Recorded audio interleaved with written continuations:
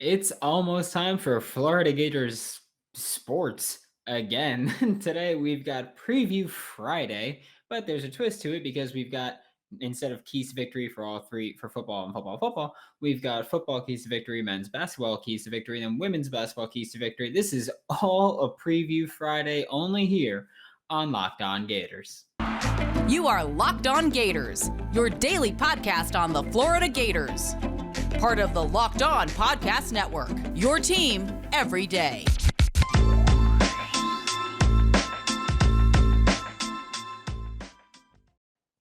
Hello and welcome back to another episode of Locked On Gators, part of the Locked On Podcast Network, your team every day. Thanks for making Locked On Gators your first listen of the day, available daily and free wherever you listen to podcasts. This episode of Locked On Gators is brought to you by McDonald's, proudly serving communities since 1965. McDonald's has always been more than just a place to get tasty, affordable food. It's an unofficial community center. A big thank you to our friends at McDonald's for always being there. I'm loving it. Happy Friday. I am Brandon Olson. You can find me on Twitter at WNS_Brandon. I'm also the founder of WholeNineSports.com, where you find all of my written work, and I hope you guys enjoy this. I just felt like leaving it down today. So that's where we're at. It's just one of those days. Gotta let your hair down sometimes, you know? Now, football keys to victory. Number one, protect the damn ball. Which, by the way, that little sentiment of protect the ball, that's gonna carry through the entire episode. Fair warning. So protect the ball here is where we're talking about different cases, though, because as much as this Florida Gators team hates to take care of the football, turnovers are they're exactly how underdogs get to upset the heavy favorites. Again, massive favorites going into this game. We are playing Samford. This game has to be one where Florida pulls it all out and actually protects the ball. I'm not saying I need like no turnovers because, like I've said, we are the Florida Gators. We are going to turn the ball over at some point. We don't know when. We don't know. We just know that at some point the Florida Gators are going to turn the ball over because that's what they do. Like I said yesterday, we have not had a game where the Florida Gators did not turn the ball over at least once, whether it was interception, fumble, whatever it was. We have not had a game to date where Florida did not turn the ball over at all. And honestly, I don't totally see that changing. That's just where I'm at. It's just we're still Florida. I don't care who we're playing. We turn the ball over. That's just what they do. That's probably how it's going to stick throughout the remainder of the season. Probably next year, probably the year after that, and the year after that. That's what Florida does. But next is pass rush, baby. Samford likes to throw the ball. I discussed this extensively yesterday. Samford likes to throw the ball. We know this to be a fact. We also know to be a fact that Florida has a great defensive line and very good defensive backs. Whether the pressure leads to sacks, interceptions, or honestly, incompletions. I don't care. Get pressure on the quarterback here, and this is an easy dub for Florida, as it already should be an easy dub. I couldn't care less whether it's sacks, picks, fumble. I don't care. Just get pressure on the quarterback, and that's the easiest way for this defense to really stand out. And like I mentioned yesterday, the defensive performance here is very important because I do happen to know that a recent decommit from Florida has said that Todd Grantham leaving, that's kind of what made him not rule out Florida. We've still got a chance at a very high-ranking defensive recruit here. So Florida, your defense, you got to step it up in any way you can. Just get pressure. I don't care how you do it, but just do it. Hear me? Do it. Just do it. I don't care. Running the ball. This is one of my predictions from yesterday, but it's also something where I'm saying, hey, this is how we win the game. Run the ball. We should dominate Samford on the ground. Like this one shouldn't even be close because guess what? I'll say this, I think we have the best rushing attack in college football. It's literally just, will Dan Mullen let us run the ball? We have the most consistent rushing attack in terms of production, but probably the least consistent rushing attack in terms of, are they going to run the ball 40 times this game? Or are they going to run the ball, what was it against South Carolina? 25, I think. So what are we going to do here? And it's things like that where we have such a good run game. Again, in spite of our offensive line. If you want to look at Pro Football Focus, we have one of the worst run blocking offensive lines. If you look at their grades, we have one of the worst run blocking offensive lines.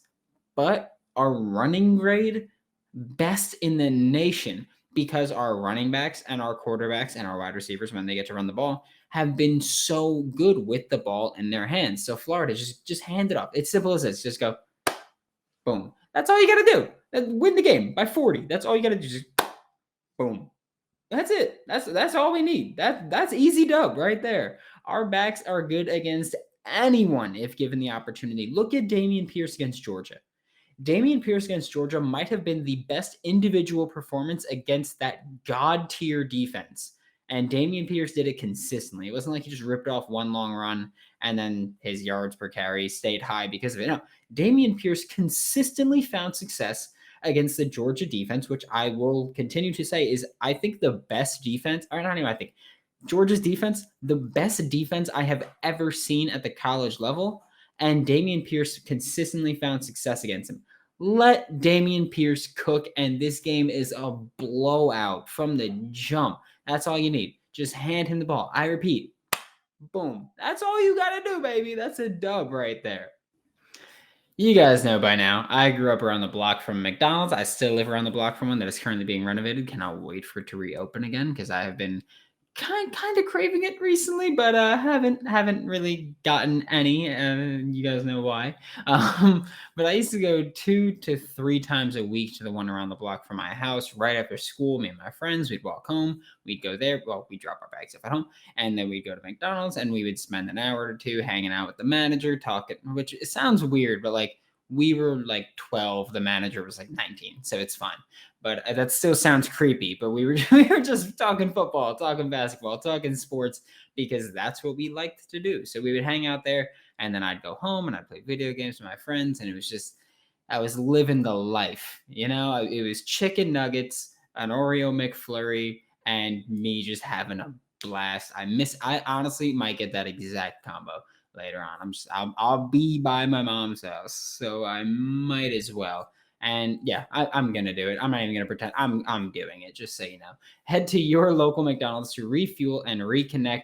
Did someone say Locked On Gators watch party? Ba-da-ba-ba-ba. I'm loving it. Thanks again for making Locked On Gators your first listen of the day every day. We are available daily and free wherever you listen to podcasts. Don't forget to subscribe to YouTube, of course. Looking at men's basketball key to victory for Sunday against Florida State, which is a big game, obviously. Florida State started the year 20, or ranked number 20, 1-0 to start the year for them. Yay! Good for you. Don't care. Hate you. Biggest key for me, crash the boards. Against Penn, Florida State had 49 rebounds. 24 of them were offensive. Second chance points were huge for Florida State. Granted, it was a blowout win, but second chance points were huge for Florida State. Colin Castleton, our best player, you need to be on one on Sunday because rebounding-wise, he wasn't fantastic. So Colin Castleton, Anthony DeRuggi, Myron Jones, I don't care who it is, but someone get these rebounds because Florida State, if they can consistently get offensive rebounds, we're going to get dominated. We're going to get killed because, face it, if they just keep getting, who cares what they shoot if they keep getting rebounds and just keep getting to put them up? Like who gives a damn at that point? Win the turnover battle is the second key to victory for Florida Gators men's basketball because Florida barely won the turnover battle against Elon on Tuesday, and that is disgusting that it barely won the turnover battle versus Elon. Florida State, on the other hand, against Penn, dominated their turnover battle, and I don't mean by a little bit. They absolutely dominated in every way versus Pennsylvania. And I'm not saying that the Gators need to play, out of this world defense. I'm not saying that we need 43 steals or anything absurd like that. And I'm not saying you can't turn the ball over because I've played basketball and I've watched enough basketball to know you're going to turn the ball over at some point. It's very rare to not have a turnover, obviously. I honestly don't know if Florida's ever not had a turnover in a game. That's just remarkable, But I will say you need to turn the ball over just a smidgen less. I don't know if that's a real word, but it's what I said. You need to turn the ball over just at least a little bit less and force a few more turnovers. I don't need you to, have more steals than assists or more steals than turnovers. I don't need you to do that. I need you to pick it up, though, because Florida State, they dominated their game against Penn, but again, they had a lot of takeaways. They did. That's a fact. They had a lot of takeaways, and they had a ton of offensive rebounds. The two biggest things that got them more opportunities to keep putting up shots and keep winning that game by the margin that they did is offensive rebounds and turnover battle. That's what it is. So you have to limit those opportunities. I'm not taking anything away from Florida State. This is a good Florida State basketball team, better than we've seen in probably years, I think. But, the Gators, no slouches at all. I think that if we can keep the turnover battle in check, and obviously, they're a great offensive rebounding team, Florida State, but if you can just limit it, this is a potential big early out of conference ranked win. And I mean, sometimes those matter more than in-conference wins, to me at least, or in-conference ranked wins, to me at least, because if they're ranked and you drop one, that's fine. You can see them in the SEC tournament. Florida State only get these opportunities when we get them. We don't get them in the SEC tournament. So Florida State, you gotta rebound against them. You gotta force takeaways. You've gotta be better. That's what I'm saying. You don't gotta be amazing, but you've gotta be better. And we've spoken about this already, where this first month of the season is probably going to be pretty sloppy for Florida. That's fine, but make improvements. That's what's the most important. That's what I need. I need you to improve. I don't need you to be great yet. I need you to improve, though. And converting Florida's opportunities is the next biggest thing, specifically at the free throw line, because I mentioned this on Wednesday. Florida, like every college basketball team, for some reason, is not great at shooting free throws. I think the average free throw percentage in college basketball is like 70.2%, which is not good at all. Obviously, we know that. But Florida shot 55.2% from the line against Elon. That's one of the worst percentages in college basketball. They've ranked 295th in free throw percentage. Out of 344 teams, there are 51 teams worse at shooting free throws than Florida. And that's strictly percentage. If you go 1 for 1, congrats. If you go 0 for 1, yikes. But here we go, 55.2%. That is terrible for Florida. You need to convert at a better clip, especially against a team like Florida State, where Elon, sure, you were blowing them out of the water. Good. Proud of you. Happy for you. Blowing them out of water from, not start to finish, but pretty much start to finish, just dominating Elon. And you didn't convert in your free throws, and that kept you, frankly, I'm pissed about it because they kept them covering, kind of. But that kept you from dominating more than you should have in a game where you should have absolutely crushed them, which, again, they did, but should have won by significantly more if you converted your free throws. This is all about getting the basics down early on. This has been, honestly, the thing that I've had to discuss with Florida sports since I've taken over the show. Getting the basics down. Florida defense, tackle, or Florida football defense, tackle, take care of the ball offensively. Florida basketball, tackle if you want, I don't care, but convert your free throws. Free throws are something you don't need a team to get better at. Just go to your facility, go to the park, or do whatever you want and shoot free throws. Put up 100 shots if you got to. I don't care, but that's something you should be able to do. Defense, that's effort, intensity. Some guys, you're just not good at it. So be it, but you can improve at things. Obviously, I'm talking about playing by yourself. With teammates, you could obviously improve significantly. But win the turnover battle.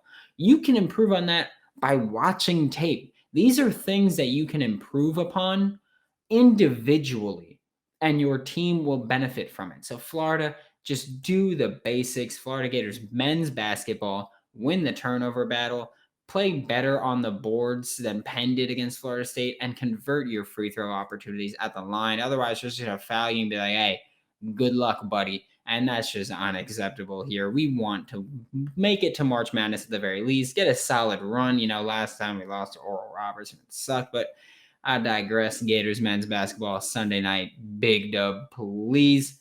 Anybody else make money this weekend? No, I did. Why?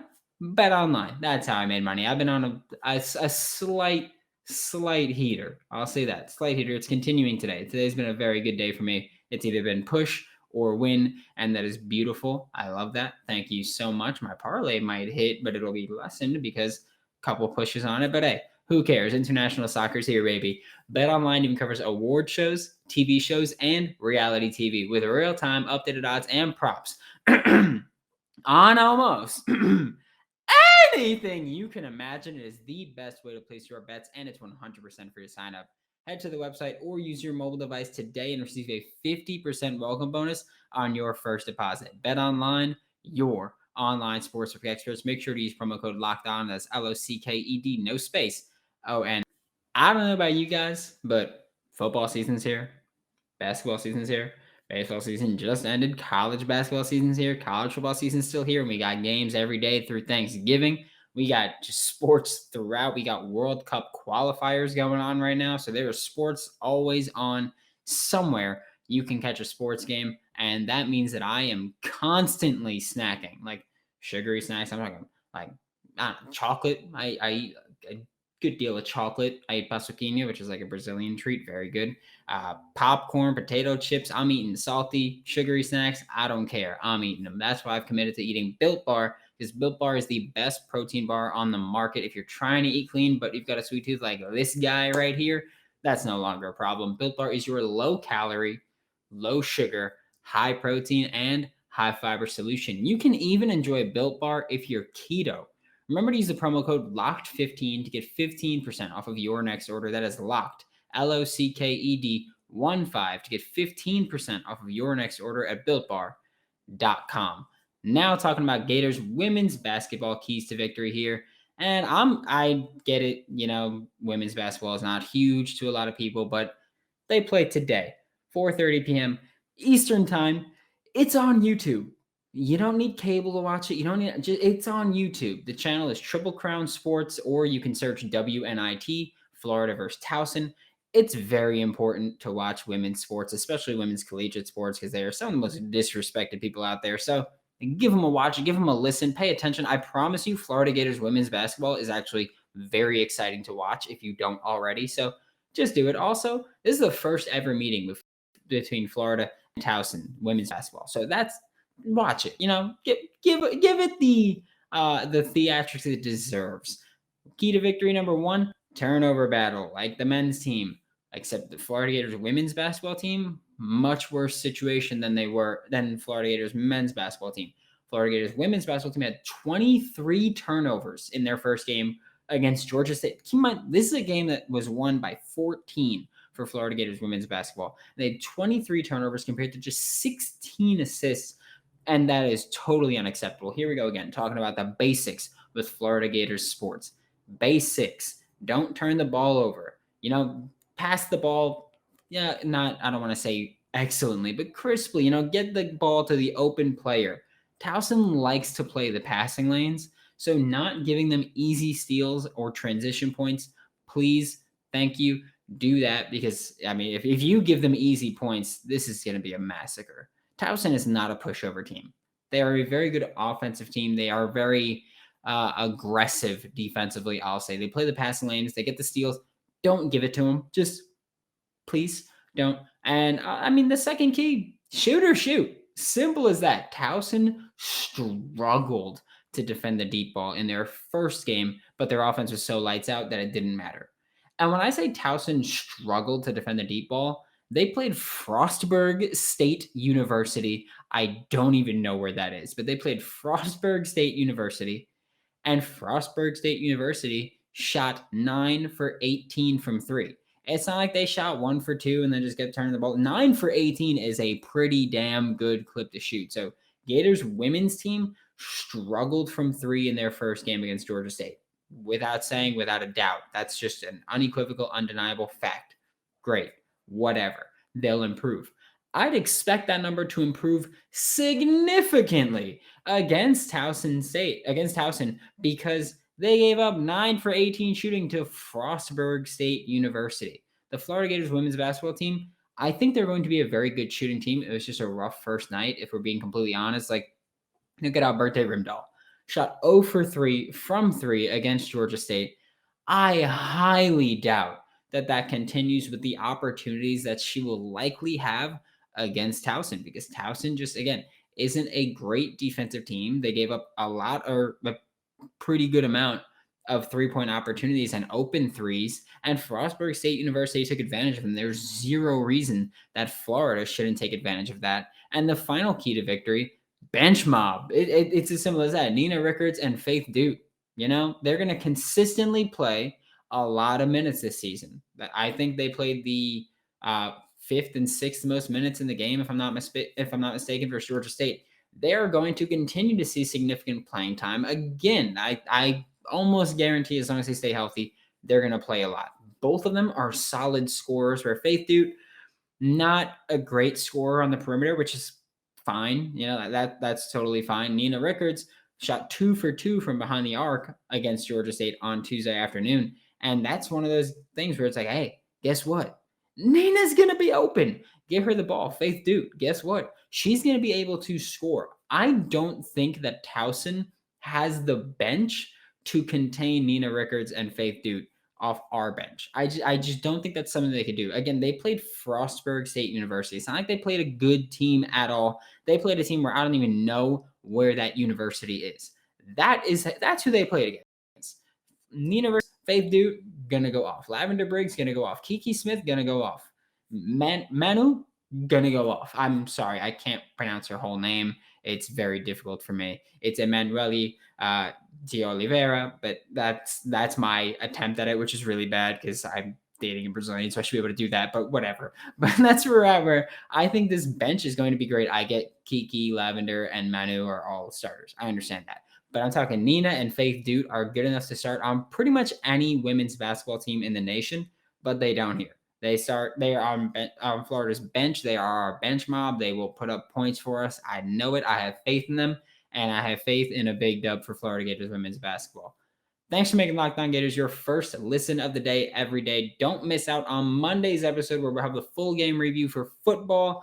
Likely basketball reviews are going to wait until Tuesday if I can get to them. I know it might be a little outdated to do the Florida Gators women's basketball review for a game that happened Friday. Who knows?